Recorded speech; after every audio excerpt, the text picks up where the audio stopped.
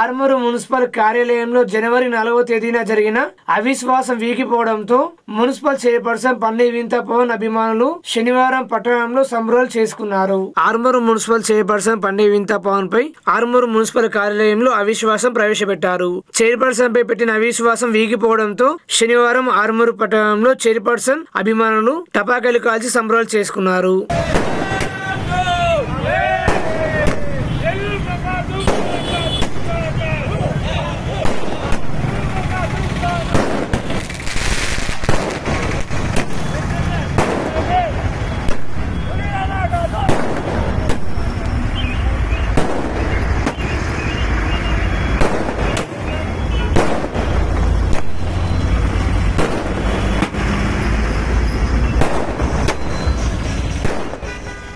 బాల్కొండ ముప్కల్ మెండోరా మండలాల్లో యథేచ్ఛగా పుట్టగొడుగుల్లాగా గురుకుల కోచింగ్ సెంటర్లు పట్టించుకొని విద్యాశాఖ అధికారులు ముప్కల్లో సంఘ భవనంలో ప్రైవేట్ పాఠశాలలో ఎలాంటి అనుమతులు లేకుండా యథేచ్ఛగా గురుకుల నవోదయ కోచింగ్ల పేరుతో సెంటర్లు నడుపుతూ విద్యార్థుల తల్లిదండ్రులకు మోసపూరిత మాయమాటలు చెప్పి గురుకులలో సీట్లు తప్పకుండా ఇప్పిస్తామని లోబర్చి వేలలో దండుకుని లక్షల్లో నిర్వాహకులు సొమ్ము చేసుకుంటున్నారు.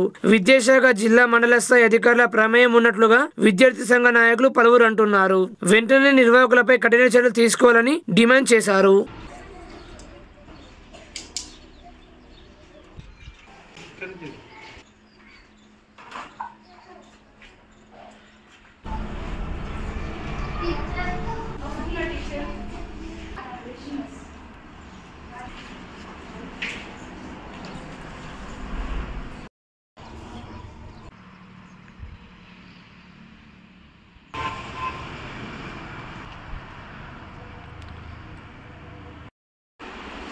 From the set.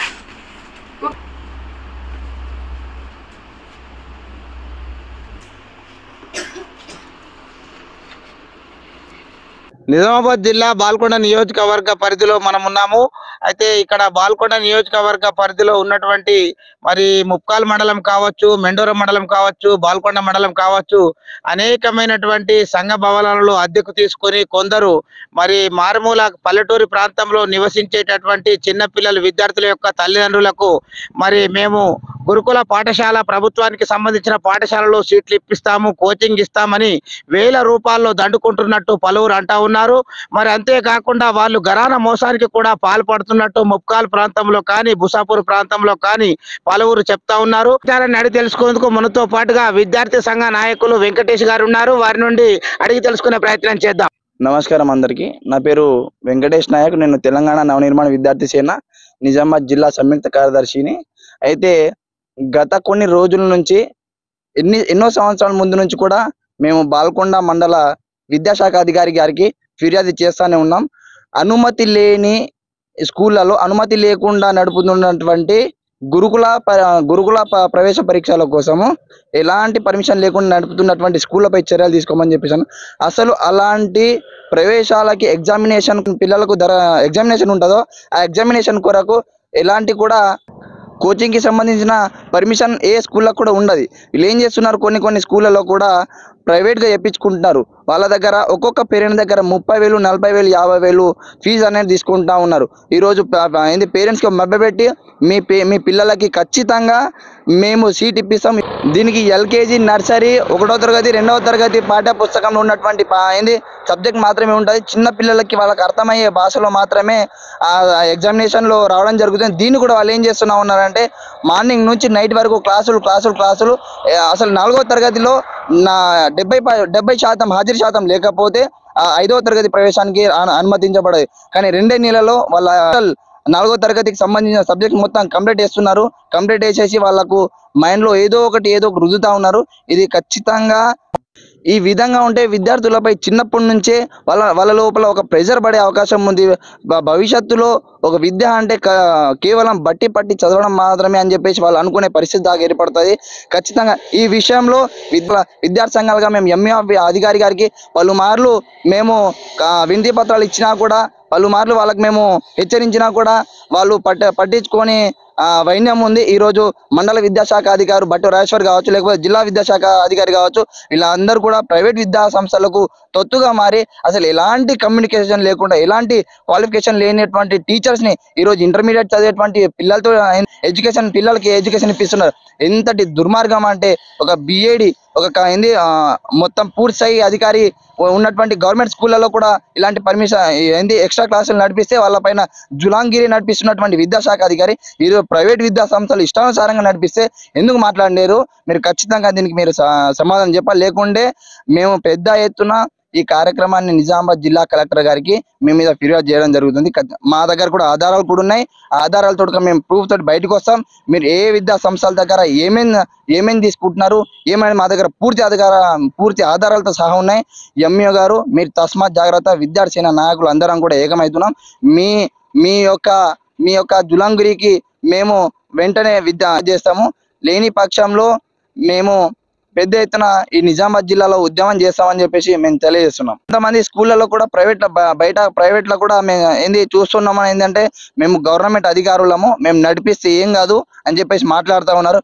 A government అధికారికైనా, A private అధికారికైనా ఇలాంటి వారికి కూడా ఈ గురుకుల పరీక్షల కోసం, నవోదయ గురుకుల పరీక్షల కోసం, ఎలాంటి ఎంట్రెన్స్ కోసం, ఈ గురుకుల పరీక్షల ఎంట్రెన్స్ ఎగ్జామ్ కోసము ఏదైతే ముందు ప్రాక్టీస్ చేపిస్తున్నారో, ఏదైతే వాళ్ళు నేర్పిస్తున్నారో దానికి ఎలాంటి అనుమతులు అనేది ఉండదు. ఏ స్కూళ్ళకు కూడా అనుమతులు ఉండదు. కాబట్టి ఎంఈఓ విద్యాశాఖ అధికారి, బాల్కొండ విద్యాశాఖ అధికారి గారి వెంటనే తక్షణమే అలాంటి అనుమతి లేకుండా నడుస్తున్నటువంటి నవోదయ గురుకుల ఈ బాల్కొండ మండల కేంద్రంలో పరిధిలో ఉన్నటువంటి అన్ని ఏదైతే విద్యా సంస్థలు ఉన్నాయో, గురుకులాలు లేకపోతే నవోదయ కోచింగ్ సెంటర్లు ఏవైతే ఉన్నాయో, ఆ కోచింగ్ సెంటర్లు నిర్వహిస్తున్నటువంటి నిర్వాహకుల పైన 420 కేసు, చీటింగ్ కేసు వేసి వాళ్ళపైన కఠిన చర్యలు తీసుకోవాలని చెప్పేసి విద్యార్థి సంఘ నాయకులుగా మేము డిమాండ్ చేస్తా ఉన్నాము. లేకుంటే ఈ కార్యక్రమాన్ని మేము పెద్ద ఎత్తున ఉద్యమం చేస్తామని చెప్పేసి తెలియజేస్తా ఉన్నాం. ఆర్మూరు పట్టణంలోని హౌసింగ్ బోర్డు కాలనీలో కొనసాగుతున్న పార్కు పనులను ఎమ్మెల్యే పైడి రాకేష్ రెడ్డి అధికారులతో కలిసి పరిశీలించారు.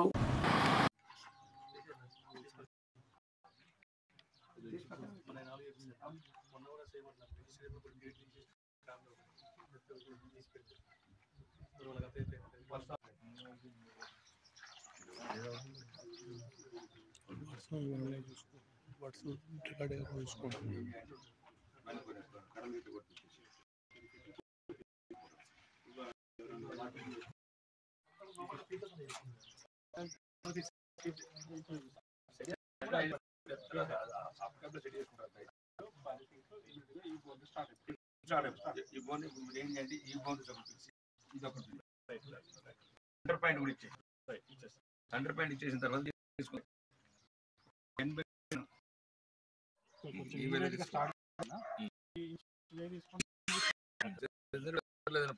గుడికి సంబంధించి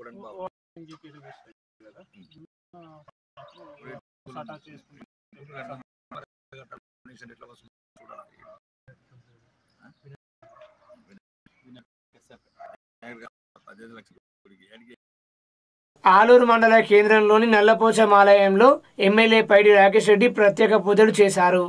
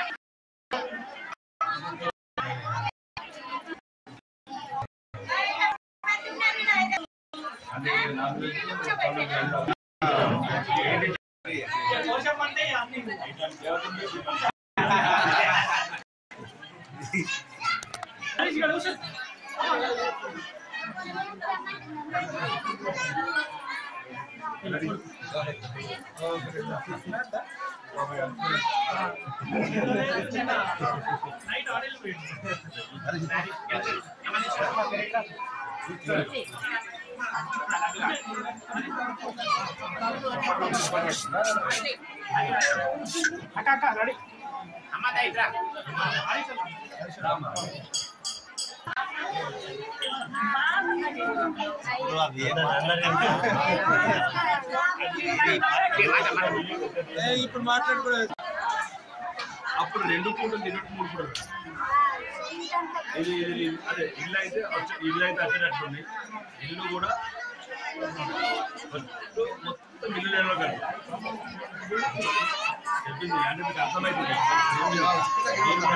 అందరికి చెప్తారు కదా.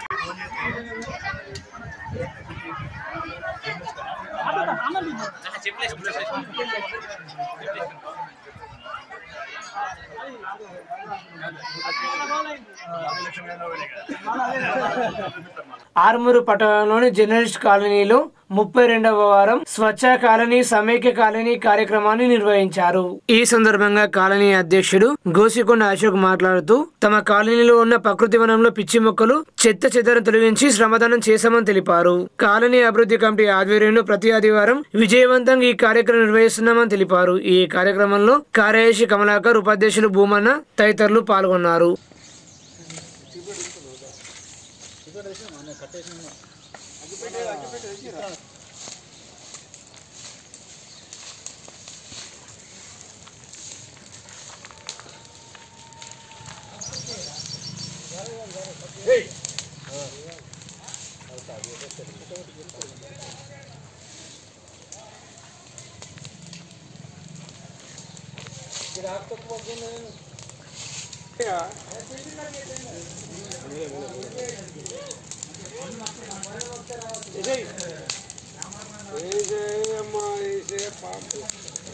దేవుడి దగ్గర ఏది ఆగదు చేసేయి.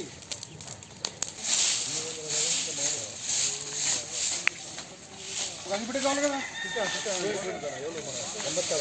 అమ్మిస్తాడు కదా.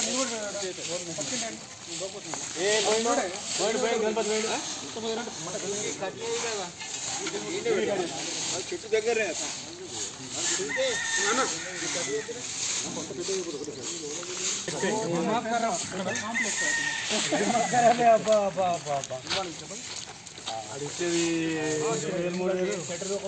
ఆర్మూరు మున్సిపల్ పరిధి మామిడిపల్లి శివారులో ఘోర రోడ్డు ప్రమాదం జరిగింది. జరిగిన రోడ్డు ప్రమాదంలో బైక్ ను లారీ వెనుక నుండి ఢీకొట్టిన ఘటనలో ఒకరు మృతి చెందారు, మరొకరికి తీవ్ర గాయాలయ్యాయి. సంఘటనా స్థలం చేరుకున్న పోలీసులు మృతదేహాన్ని పోస్టుమార్టం నిమిత్తం ఆర్మూర్ ప్రభుత్వ ఆసుపత్రికి తరలించారు. కేసు నమోదు చేసి దర్యాప్తు చేస్తున్నామని ఆర్మూర్ సీఐ రవికుమార్ తెలిపారు. నందిపేట్ మండలం కుద్వాన్పూర్ గ్రామంలో నియోజకవర్గ యువజన కాంగ్రెస్ ఉపాధ్యక్షుడు బైన్ల ప్రశాంత్ ఆధ్వర్యంలో CM cup tennis ball cricket tournament నిర్వహించారు. కుద్వాన్పూర్ గ్రామంలో ఆర్మూర్ నియోజకవర్గ యువజన కాంగ్రెస్ ఉపాధ్యక్షులు బైన్ల ప్రశాంత్ ఆధ్వర్యంలో సీఎం కప్ క్రికెట్ టోర్నమెంట్ ప్రారంభ కార్యక్రమానికి తెలంగాణ రాష్ట్ర ప్రదేశ్ కాంగ్రెస్ ఉపాధ్యక్షుడు తహర్బీన్ హమ్దాన్ ముఖ్య అతిథిగా విచ్చేసి ప్రారంభించారు. ఈ కార్యక్రమంలో ఆర్మూర్ నియోజకవర్గ నాయకులు, నిజామాబాద్ జిల్లా మాజీ సర్పంచుల సంఘం అధ్యక్షులు గొడత రాజేందర్, నందిపేట మండల కాంగ్రెస్ పార్టీ అధ్యక్షులు మంద మహిపాల్, డీసీసీ ఉపాధ్యక్షులు పెంటేంద్రుడు, ఎన్ఎస్యుఏ ఆర్మూర్ నియోజకవర్గ అధ్యక్షులు శశి, మండల కాంగ్రెస్ నాయకులు తుక్కన్న, తోట మహేష్, కుదవందపూర్ గ్రామ శాఖ యువజన కాంగ్రెస్ అధ్యక్షులు గుండు హరీష్ తదితరులు పాల్గొన్నారు.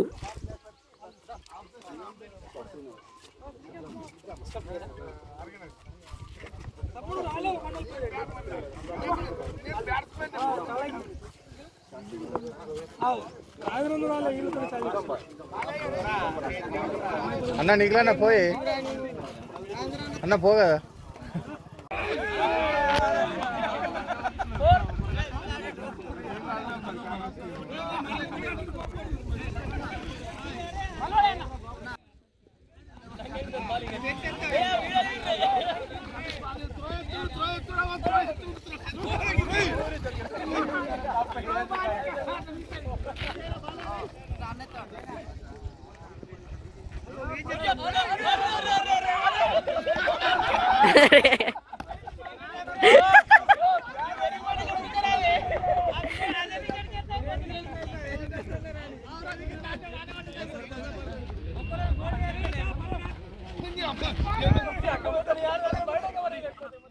అందరికీ నమస్కారం.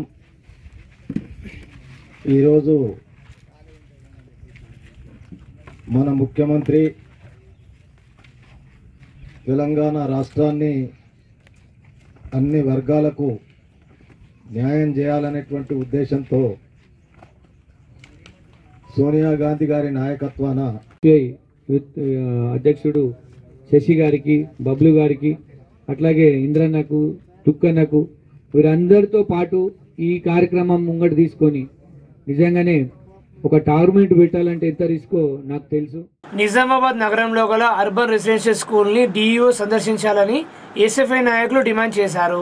SFI Nizamabad hostel unit committee ఆధ్వర్యంలో నిజామాబాద్ నగరంలోని కిల్లా చౌరస్తా ప్రాంతంలో గల అర్బన్ రెసిడెన్షియల్ స్కూల్లో సర్వే నిర్వహించారు. ఈ సందర్భంగా యూనిట్ కమిటీ కార్యదర్శి బాబురావు మాట్లాడుతూ అర్బన్ రెసిడెన్షియల్ స్కూల్లో ఈ రోజు మెనూ ప్రకారం చికెన్ పెట్టాలి, కానీ బిల్స్ రాని కారణంగా టెండర్ వేసిన అతను పెట్టలేదు అని, అలాగే గుడ్లు కూడా పెట్టడం లేదు. దాంతో పాటు కుళ్ళిపోయిన కూరగాయలు ఉన్నాయని స్కూల్ హెడ్ మాస్టర్ తో మాట్లాడితే సమస్య పరిష్కరిస్తామని అన్నారు. జిల్లా విద్యాశాఖ అధికారి స్కూల్ ను వెంటనే సందర్శించి ఇతర సమస్యలు ముఖ్యంగా తరగతి గదులు సరిగా లేకపోవడం, నీటి సమస్య ఉందని వాటిని వెంటనే పరిష్కరించాలని కోరారు. ఈ కార్యక్రమంలో హాస్టల్ యూనిట్ కమిటీ సభ్యులు వరదరాజు, సజన్ శివ తదితరులు పాల్గొన్నారు. ఈ రోజు అర్బన్ రెసిడెన్సీ హాస్టల్లో రావడం జరిగింది. అదేవిధంగా ఈరోజు మెనూ ప్రకారం చికెన్ పెట్టాలి, చికెన్ కూడా పెట్టడం జరుగుతుంది.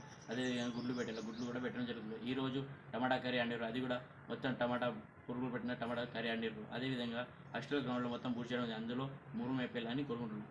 అదేవిధంగా ఈ డివోర్సర్ వచ్చి ఎందుకు చూడాలి, ఎందుకు సాల్వ్ చేయాలని కోరుకుంటున్నాం. అదేవిధంగా సాల్వ్ చేయకపోతే అందరి పిల్లల్ని రోడ్డు పైన తీసుకుపోయి ధర్నా చేయడం జరుగుతుంది. వేల్పూర్ మండల కేంద్రంలోని పడగల గ్రామానికి వెళ్లే రోడ్డుకు అధికారులు స్పందించి మరమ్మతులు చేపట్టాలని ప్రజలు కోరుతున్నారు. వేల్పూర్ మండల కేంద్రంలోని పడగల గ్రామానికి వెళ్లే రోడ్డు గత సంవత్సరం జూలై నెలలో భారీ వర్షాలు కురవడంతో రోడ్డు కోతకు గురై ప్రమాదాలు జరిగే పరిస్థితి ఉంది. ఆర్ఎన్బి శాఖ అధికారులు స్పందించి రోడ్డు మరమ్మతులను చేయాలని, అలాగే సూచిక బోర్డు ఏర్పాటు చేయాలని బీజేపీ జిల్లా కార్యవర్గ సభ్యులు రాగి ప్రభాకర్ డిమాండ్ చేశారు.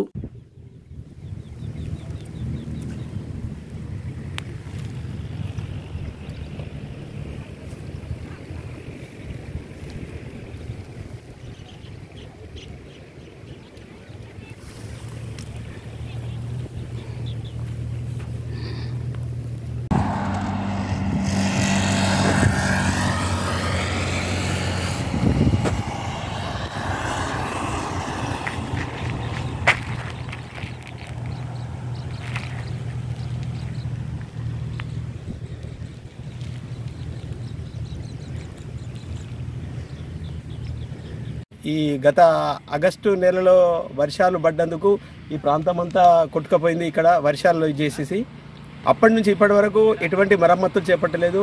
ఈ రోడ్డు వెంబడి చూస్తుంటే చాలా వాహనాలు రాత్రింబావులు వెళ్తాయి.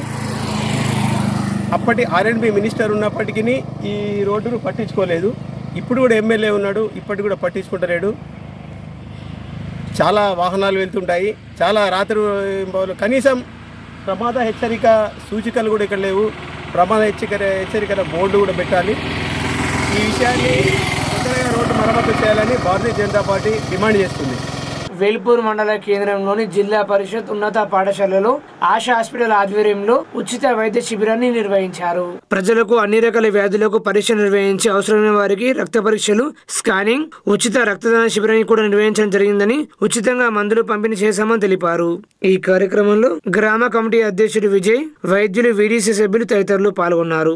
వేల్పూర్ హై స్కూల్లో నిర్వహించబడిన హెల్త్ మెడికల్ క్యాంప్ నిర్వహించబడిన కార్యక్రమానికి ఇంత విజయవంతంగా పూర్తి కావడానికి సహకరించిన ఆశా హాస్పిటల్ మేనేజ్మెంట్కి, అలాగే డాక్టర్లకు, అలాగే నర్సులకు అందరికీ మా యొక్క గ్రామ ప్రజల తరఫున కృతజ్ఞతలు. ఇలాంటి ప్రోగ్రామ్స్ మరెన్నో కూడా పేద ప్రజల కోసం మన వేల్పూర్ గ్రామంలో నిర్వహించాలని మరోసారి విజ్ఞప్తి చేస్తున్నాం. అలాగే ఈ ప్రోగ్రామ్ను ఇంత మంచి అది చేసినందుకు మరోసారి ధన్యవాదాలు. డిచ్పల్లిలోని తెలంగాణ యూనివర్సిటీలో జరగబోయే ఎస్ఎఫ్ఐ రాష్ట్ర యూనివర్సిటీల కన్వెన్షన్ ని జయప్రదం చేయాలని ఎస్ఎఫ్ఐ జిల్లా అధ్యక్షులు రాచకొండ విఘ్నేష్ పిలుపునిచ్చారు.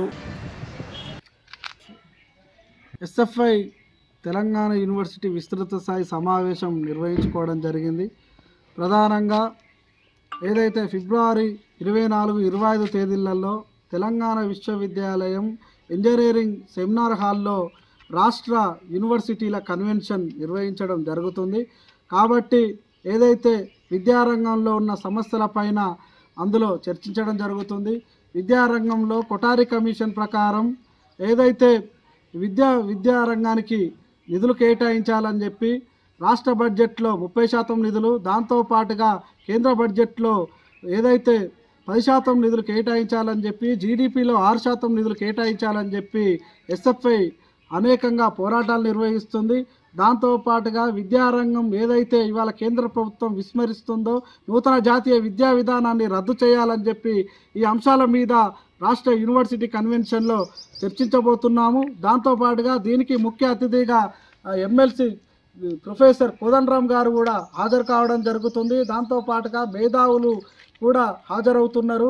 ఈ కన్వెన్షన్ ముఖ్య ఉద్దేశం ఏంటంటే విద్యారంగాన్ని కాపాడుకోవాలని చెప్పి, విద్యా వ్యవస్థను కాపాడుకోవాలని చెప్పి, ఏదైతే కమర్షియలైజేషన్ పేరుతో కేంద్ర ప్రభుత్వం చేస్తుందో వాటి విధానాలను విడనీడాలని చెప్పి ఎస్ఎఫ్ఐ ఏదైతే తెలంగాణ విశ్వవిద్యాలయంలో రాష్ట్ర యూనివర్సిటీ కన్వెన్షన్ నిర్వహించుతున్నాము. కాబట్టి అందరూ విద్యార్థులు కావచ్చు, దాంతోపాటుగా మేధావులు అందరూ కూడా ఏదైతే ఎస్ఎఫ్ఐ తీసుకున్న నిర్ణయానికి మీరంతా కూడా సహకారం చేయాలని చెప్పి, దాంతోపాటుగా విద్యారంగం అభివృద్ధి కోసం బాటలు వేయాలని చెప్పి ఈరోజు మేము చర్చించుకోవడం జరిగింది. దాంతోపాటుగా ఏదైతే తెలంగాణ విశ్వవిద్యాలయంలో యూనివర్సిటీ మహాసభ జరపడం, దాంతోపాటుగా తెలంగాణ యూనివర్సిటీ రాష్ట్ర కన్వెన్షన్ని విజయవంతం కోసం అందరూ అహర్నిశలు కష్టపడాలని చెప్పి తెలియజేస్తూ ధన్యవాదాలు.